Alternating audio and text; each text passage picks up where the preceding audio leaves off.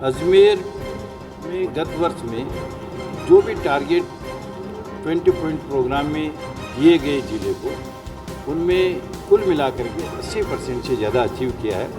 तो ये विसुका के कार्यक्रमों को लागू करने की दृष्टि से अच्छे जिलों की गिनती है। बीसूका उपाध्यक्ष डॉक्टर चंद्रभान ने जिला कलेक्ट्रेट में ली समीक्षा बैठक। वर्ष 2021-22 में बीसूका के बिंदुओं और संबंधित मदों में अजमेर जिले की प्रगति पर जताया संतोष। 20 सूत्री कार्यक्रम क्रियान्वयन एवं समन्वय समिति के उपाध्यक्ष कैबिनेट मंत्री डॉक्टर चंद्रभान मंगलवार को अजमेर पहुंचे। यहां उन्होंने कलेक्ट्रेट सभागार में 20 सूत्री कार्यक्रम की समीक्षा बैठक ली।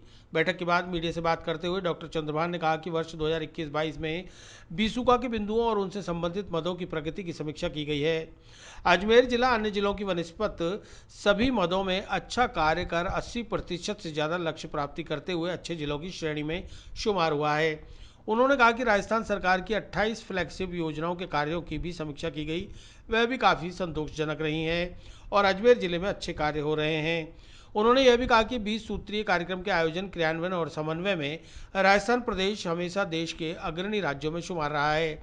उन्होंने कहा कि आगामी बैठक में वित्तीय वर्ष 2022-23 में अपेक्षित लक्ष्य प्राप्त करने के लिए कार्य योजना तैयार कर सतत पर्यवेक्षण सुनिश्चित करेंगे ताकि अगले वित्तीय वर्ष में समस्त महत्वपूर्ण योजनाओं के लक्ष्य प्राप्त किए जा सकें। बीसूका की समीक्षा बैठक में जिला कलेक्टर अंशदीप सहित समस्त विभागीय अधिकारी मौजूद रहे। 20 सूत्री कार्यक्रम के जो बिंदु हैं और उनसे जुड़े हुए मद हैं, उन सब की 2021-22 में प्रगति रही है, उनकी समीक्षा की है। इस दृष्टि से अजमेर जिला अच्छे जिलों की श्रेणी में आता है। यहाँ पर करीब करीब सभी मदों में अच्छा कार्य हुआ है। हमारे यहाँ एक व्यवस्था है कि जो टारगेट दिए जाते हैं उनमें 90% से ऊपर यदि आप अचीव करते हैं तो उसे बहुत अच्छा कहते हैं, ए श्रेणी, और 80% से ऊपर अचीव करते हैं तो उसे अच्छा कहते हैं, और 80% से नीचे यदि अचीव करते हैं तो उसे अच्छा नहीं माना जाता है।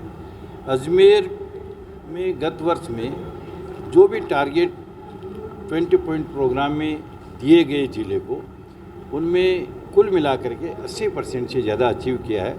तो ये विसुका के कार्यक्रमों को लागू करने की दृष्टि से अच्छे जिलों की गिनती में है।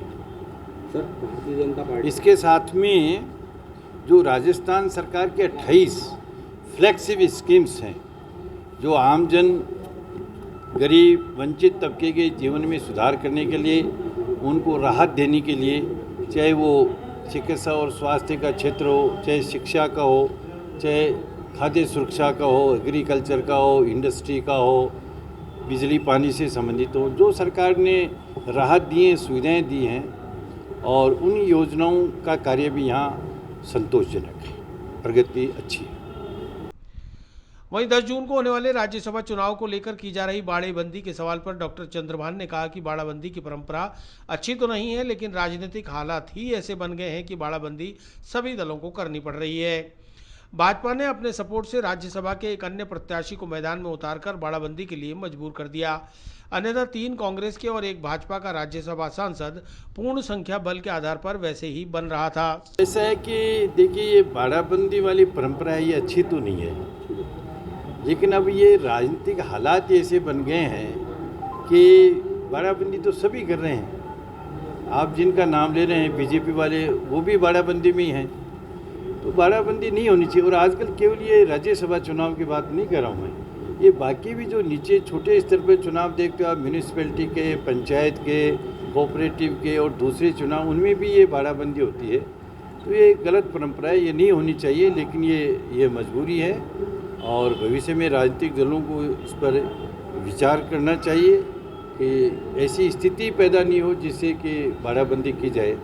और इस राज्यसभा चुनाव में तो जो ये बाड़ाबंदी की स्थिति पैदा की है, ये भारतीय जनता पार्टी ने की है। ये देखिए, ये तो सीधा सा विधायकों की संख्या पर निर्भर करने वाला चुनाव है, और हम संख्या बल की यदि बात करते हैं तो इसमें 3 सीटें तो संख्या बल के अनुसार कांग्रेस जीतती है और 1 भारतीय जनता पार्टी जीतती है। अब भारतीय जनता पार्टी बेवजह ही वो एक हरियाणा का उद्योगपति हैं, हरियाणा के उद्योगपति हैं सुभाष चंद्रा जी, उनको ले आई। अब वो पैसे वाले हैं, इसलिए चारों तरफ एक भय की स्थिति बन गई और ये राजनीति दूषित हो गई। यदि हो सकता है वो नहीं आते तो जैसे और भी 41 निर्वाचित हुए हैं देश भर में राज्यसभा में, यहाँ भी 3 कांग्रेस के जीत जाते, 1 बीजेपी के जीत जाते, राजनीति अच्छी रहती, ये बाड़ाबंदी की जरूरत नहीं पड़ती। और देखना अभी भी परिणाम वही होगा, कांग्रेस के 3 जीतेंगे, बीजेपी का 1 ही जीतेगा। ठीक है।